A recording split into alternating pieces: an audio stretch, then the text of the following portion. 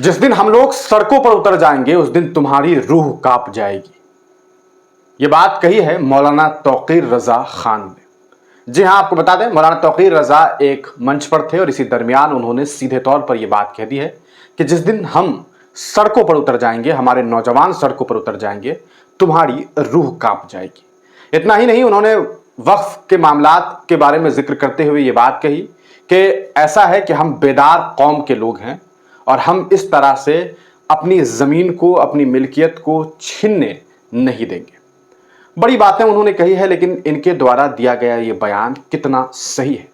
जिस वक्त देश में महाराष्ट्र में विधानसभा का चुनाव हो रहा है, जिस वक्त आप जानते हैं कि झारखंड में विधानसभा का चुनाव है, आप जानते हैं कि कई राज्यों में उपचुनाव हो रहे हैं, क्या इस दरमियान इस तरह की बयानबाजी सही है?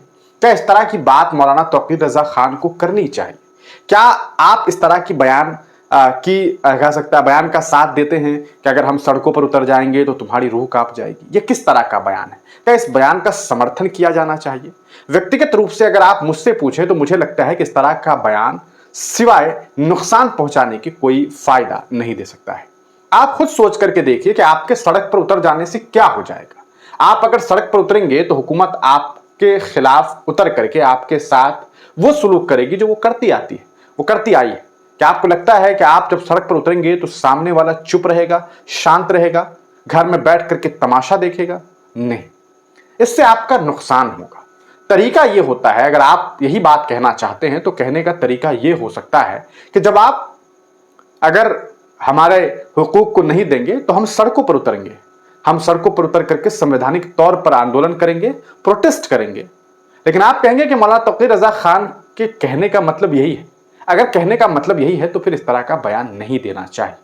वजह यह है कि अगर आप इस तरह का बयान देते हैं तो सामने वाले को आप उकसाते हैं, पोलराइज करते हैं और फिर वोट एक हो जाता है। फिर नुकसान किसका होता है?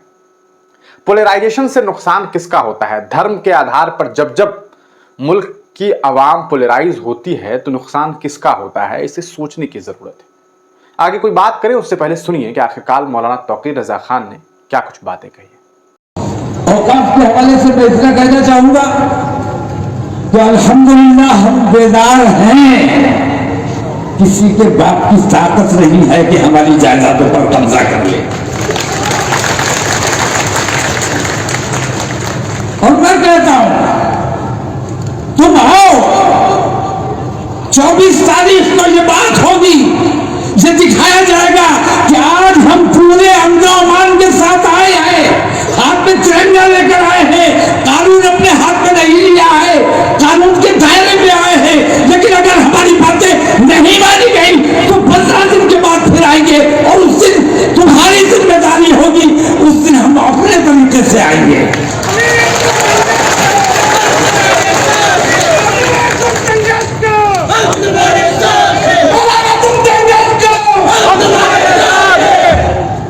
तो सुना आपने मौलाना तौकीर रजा खान साहब को कि हम बेदार कौम के लोग हैं और बड़ी बातें उन्होंने कही है। इसमें कोई शक नहीं है कि आप एक बेदार कौम के लोग हैं। लेकिन क्या इस बेदारी का मतलब यह है कि आप इस तरह का बयान देंगे? फिर आप में और गैरों में क्या फर्क रह जाएगा? भड़काऊ बयान दे देने से क्या आपका फायदा है? बहुत सारे लोग मेरी इस बात से भी इख्तलाफ रखेंगे, उन्हें लगेगा कि मैं गलत कह रहा हूं, लेकिन मुझे ऐसा लगता है व्यक्तिगत तौर पर अगर आप इसे सोच करके, समझ करके, अगर आप भी सोचेंगे समझेंगे तो आपको लगेगा कि तरीका नहीं है। तरीका शांतिपूर्ण तरीके से हो सकता है, तरीका संवैधानिक तौर पर हो सकता है। चुनाव के वक्त में जब आप इस तरह का बयान देते हैं कि हम, अब देखिए उनका स्टेटमेंट है, आपको मैं बताऊं, सीधा स्टेटमेंट इनका यह है कि जिस दिन हम लोग सड़कों पर उतर आएंगे तो तुम्हारी रूह कांप जाएगी। किसकी रूह कांपेगी? क्यों रूह कांप जाएगी? क्या कर लेंगे आप? क्या करेंगे आप? आप ऐसा क्या करेंगे कि सामने वाले का रूह कांप जाए? आपने प्रोटेस्ट किया था सीए, क्या किसी का रूह कांप गया था? क्या किसी की रूह कांप रही थी उस वक्त? लोगों ने प्रोटेस्ट किया था, किसान आंदोलन, याद रखिए। 3 कानून बदल दिए गए, रोक दिए गए उनके कानून को, सीधे तौर पर खत्म कर दिया गया। कैसे हुआ? ड्राइवर्स के लिए कानून आया था, पूरे देश के ड्राइवर्स ने हड़ताल कर दिया। आज तक वो कानून वहीं का वहीं, उसी तरह उसका जो पन्ने हैं वो रखा हुआ है, फिर आगे उस पर बात नहीं हुई, चर्चाएं नहीं हुई। लेकिन क्या सीएए पर चर्चाएं बंद हो गई? क्या एनआरसी एनपीआर पे चर्चाएं बंद हुई? नहीं हुई। क्यों? क्या आपको लगता है कि वाकई आप सड़क पर उतर करके ऐसा कर सकते हैं? मेरा मानना है कि आप संवैधानिक तरीके से सब कुछ कीजिए, लेकिन इस तरह अलल ऐलान मंचों से इस तरह की बात करके सिवाय नुकसानात के कोई फायदा नहीं है।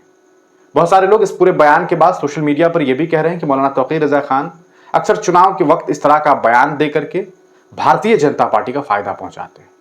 हम आपको इस बारे में सोशल मीडिया पर लोगों की जो राय है उससे रूबरू करवाते हैं। आप समझेंगे कि आखिरकार क्या कुछ बयानात है। वसीम अकरम त्यागी एक पत्रकार है, सोशल मीडिया पर लिखते हैं कि ये फिजूल की बयानबाजी और जुबानी जमा खर्ची से ज्यादा कुछ नहीं है। ये फिजूल की बयानबाजी और जुबानी जमा खर्ची से ज्यादा कुछ नहीं है। इस तरह के बयानात मुसलमानों के खिलाफ फैलाई जा रही नफरतों में इजाफा ही करते हैं। 2 राज्यों में चुनाव चल रहे हैं, शातिर गैंग ध्रुवीकरण के संयंत्र में लगा है। ऐसे में इस तरह का बयान सियासी लाशऊरी का प्रमाण नहीं है तो फिर क्या है? आगे कुछ लोगों ने लिखा है, मौलाना तौकीर मौलाना मदनी के पैरेलल अपनी एक जमात खड़ी करना चाहते हैं, जबकि मौलाना के साथ उनके खुद के शहर में भी भारी विरोध उनका होता है। देखिए, और लोग लिख रहे हैं, व्यक्तिगत लाभ मिलता है, सबके पीछे ईडी सीबीआई आईटी का छापा पड़ता है, लेकिन ओबीसी भाइयों के यहां नहीं होता है। क्यों? ऑक्सीजन देने का काम यही बोला कन्वर्टेड, ये किसी ने लिखा है। यही तुम्हारा यह तुम्हारे अंदर की आत्मा का पुकार है, ये उनको लिखा जा रहा है, पत्रकार महोदय को। आगे कुछ लोग लिखते हैं, आजाद भारत में सीए प्रोटेस्ट मुसलमानों का सबसे बेहतरीन व कामयाब आंदोलन रहा।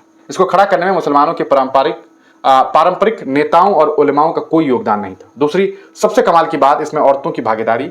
आने वाले तमाम सालों में यह आंदोलन मुसलमानों की रहनुमाई करता रहेगा। इसमें कोई शक नहीं है कि वो जो प्रोटेस्ट था उसने मुसलमानों को बहुत जागरूक किया, सड़कों पर उतारा और मुसलमानों ने बहुत सारा जो कह सकता है बहुत सारी मेहनतें की। कई मुसलमान आज जेल में कैद हैं, लेकिन उनको छुड़ाने के लिए कितने लोग प्रयास कर रहे हैं, इस पर भी सोचने वाली बात है। आज बड़े बड़े नेता इस तरह के बयानात तो दे रहे हैं, लेकिन क्या वाकई ये लोग उन नौजवानों को जेल से निकलवाने की कोशिश या पहल कर रहे हैं? सवाल यह है कि वो एक प्रोटेस्ट था जो एक विधिवत तरीके से किया गया, उसमें कोई इस तरह के बयानात नहीं थे। अगर आप इस तरह से कहेंगे कि हम सड़कों पर उतरेंगे तो तुम्हारी रूह कांप जाएगी, तो इससे किसका फायदा होगा? आप क्या कुछ सोचते हैं? अपनी राय कमेंट सेक्शन में जरूर दीजिएगा। मुझे लगता है कि आप में से बहुत सारे लोग मेरी बातों को इत्तेफाक नहीं करते होंगे, लेकिन मेरा ये मानना है कि इंसान सब कुछ करे, बयानात देने से पहले ये जरूर सोचे कि उनके बयान से किसका नुकसान है। अगर आपके सड़क पर उतर जाने से किसी का रूह कांप जाएगा, तो आप ये भी सोचिए कि सामने वाला भी तो सड़क पर उतर सकता है, फिर क्या होगा? अपनी राय कमेंट सेक्शन में जरूर दीजिए।